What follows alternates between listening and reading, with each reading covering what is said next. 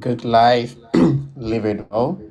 Good life, it's an everyday thing. So, welcome to the Good Life chat room of the Ghana Health Service. Tonight, we are discussing viral hepatitis.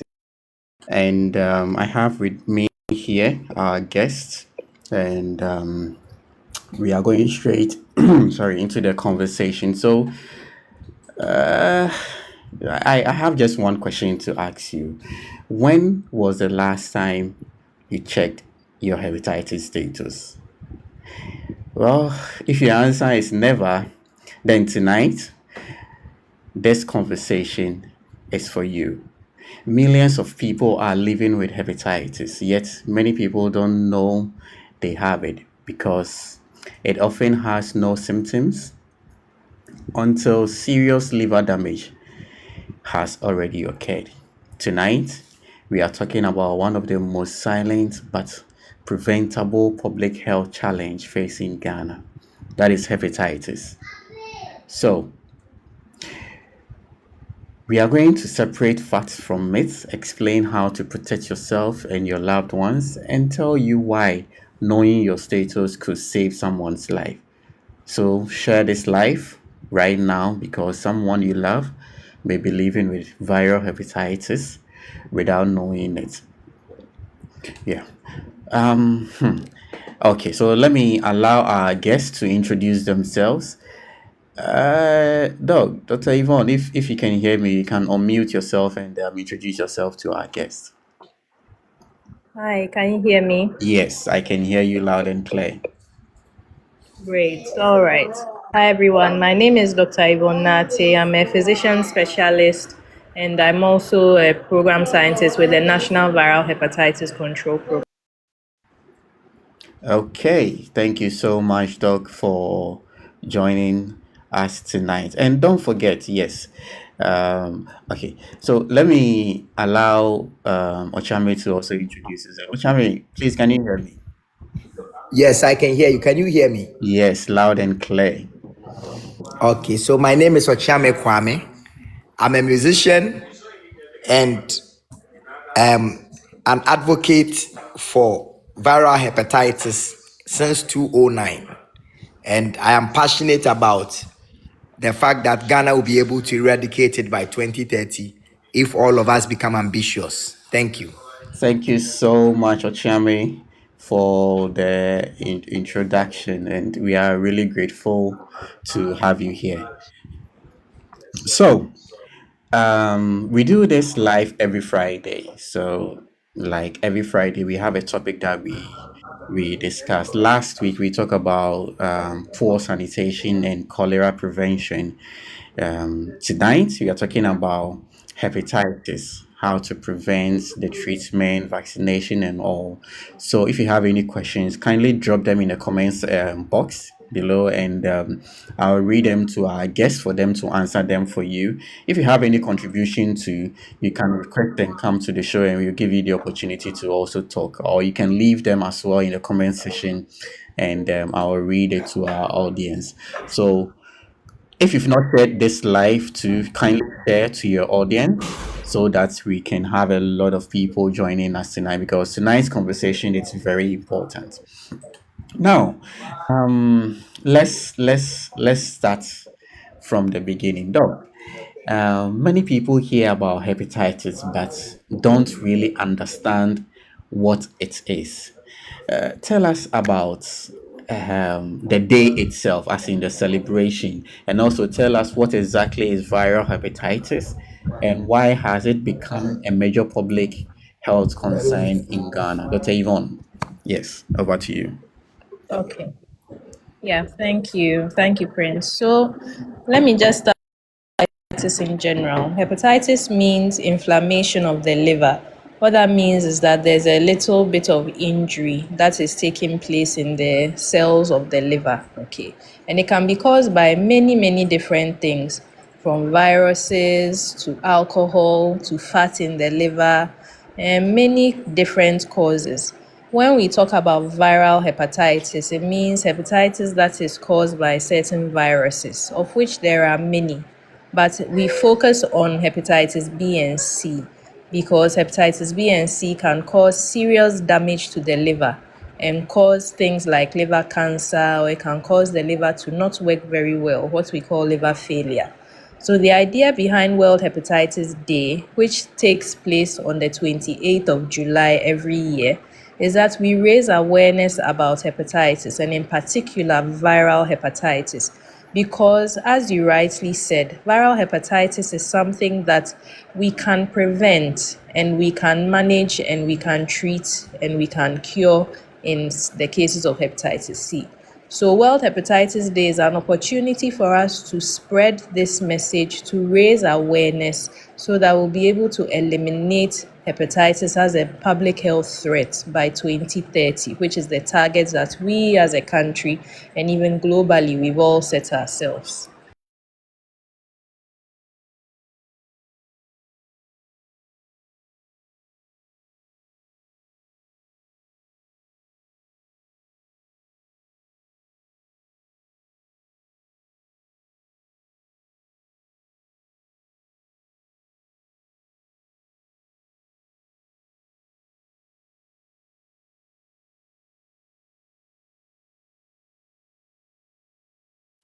Oh, sorry. Thank you very much, Dr. Yvonne. So, I was saying that, um, so tell us about the types that we have, and also let us know the ones that are very serious here in Ghana.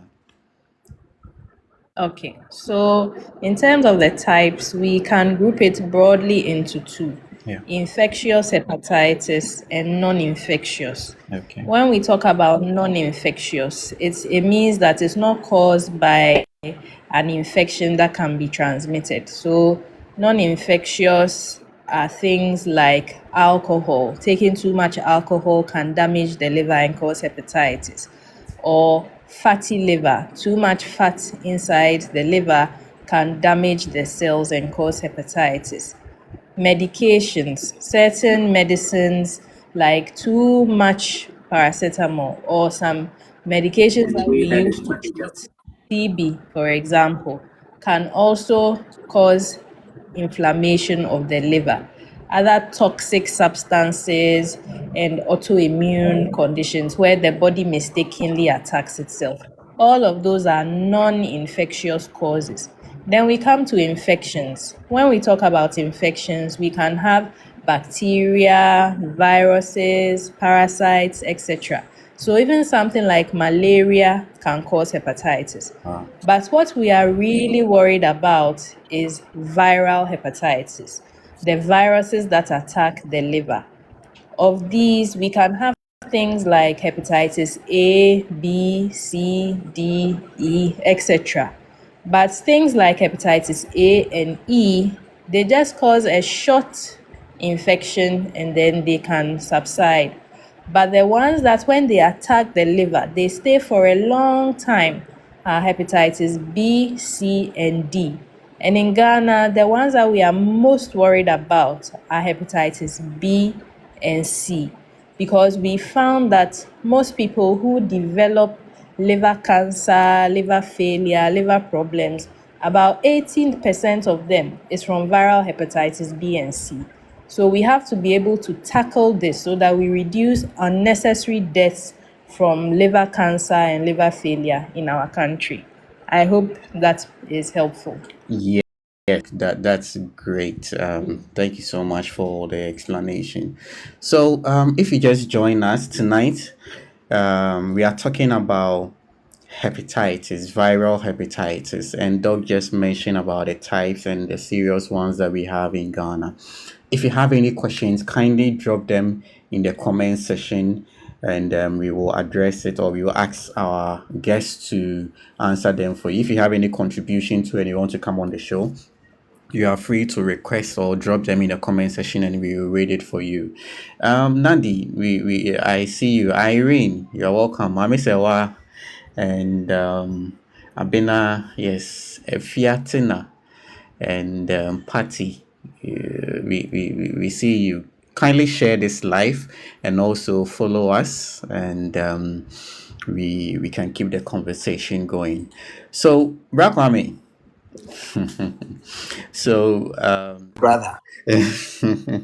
this week, I see that you've been very busy with Yes, us, and here we are. yes. And I want to say thank you very much for all the content that you are curating and creating. Yes, you are welcome. I love the Vim. I love the Vim. Ghana Health Service. You are spoiling there. Yes.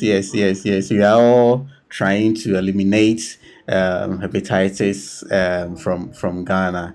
Yes, and we are grateful to have you on board. Seriously, we are very grateful, and Medasipa. you have chosen to lend us your voice to this important cause, and then we are grateful. Yes, but my question is, why was it important for you to become a hepatitis ambassador, and what message do you hope Ghanaians will take from your advocacy? Okay, so I got married old age, and before I got married, I was going to do the court thing, and as part of the requirement, I had to go and do the sickle cell blood test. I had to know my blood type. I had to know the blood group. Then I had to do HIV test and hepatitis, amongst other things. So when I went to do the test, the most expensive test in 2008 was the hepatitis B test. At that time, if I'm not exaggerating, it was about $40. And I was very popular at that time. This is the year where my music was number one, and I'm about to become artist of the year in a few months, performing every weekend and making a lot of money. But I remember that the hepatitis, the cost of the hepatitis B test it hit me, was $40. So I asked myself, hey, I am a very popular musician and this thing is expensive to me. How about the woman selling coffee broke man by the roadside? How is she even going to hear of hepatitis B to go and test and know her status and get vaccination? So I was so affected by this and how it will affect people who are not making as much money as I'm making.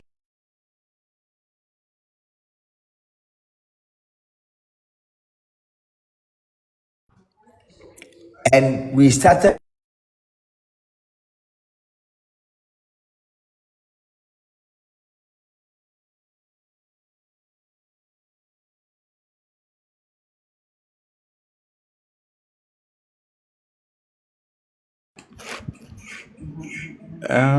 Bro Kwame, it looks like your network is giving up on us. Ochame, can you hear me? Can you hear me? Oh, better. Yes. We lost you at where the coffee broke man story. Yeah.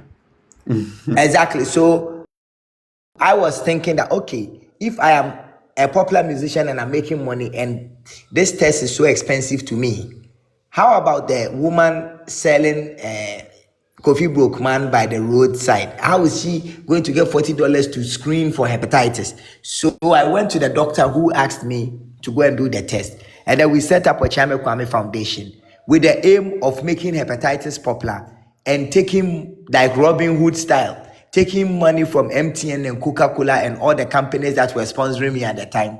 Instead of just sponsoring my shows, sponsor test strips and then public health nurses, and let's go to every part of Ghana to go and do free screening so that people will know their status. So I started, and when I started, all that I didn't know much about public health education. So we just go to Takrade, go to the market circle, and then set up tents and start screening women. And one day, whilst we were at it, I don't know if it's Cape Coast or Takrade, the police came there to stop us. That the directorate said they should bring us. So when they brought us, the head director at the time in Takrade was a woman, was a man, said that, don't you know that there are rules? Don't you know that if you are coming to test, the consequence of the test is that more people will come to the hospital to request for this, that, and the other, and we will not know how they got their results. Why are you doing things haphazard? You are supposed to go by it by this way, find a public health person to structure the screening for you. And when you go into a community, first liaise with the health directorate, liaise with the hospital, get nurses from the hospital, because they know the language. There's a pre-test council, there's a post-test council. Don't you know that if you screen people and you give them a positive, they are going home to fight with their wives or going home to fight? So we just started out of passion without knowledge, and then we started screening people. And so we had to come back to the table and get professionals to structure what we're doing for us. And 17 or 16 years later, we are on TikTok having this beautiful conversation. So it's a passion. My passion came from two things. Hearing the WHO statistic at that time that 1 out of every 6 Ghanaian was exposed to the hepatitis B virus at that time, and that people could not afford. And so if you are listening to me today, all that I want to say is that today the hepatitis screen is like 20 Ghana or 30 Ghana. Go to any lab, check your status. If you are negative, get vaccination. If you are positive, see a doctor, because hepatitis C, the medication for it is free, it is curable, and the hepatitis B is preventable if you don't have it now, but early detection is key. Thank you. Thank you so much, Bra Kwame. I remember even on your 20th birthday. I'm sorry. You look so young. Now, on your 50th birthday, something like that, you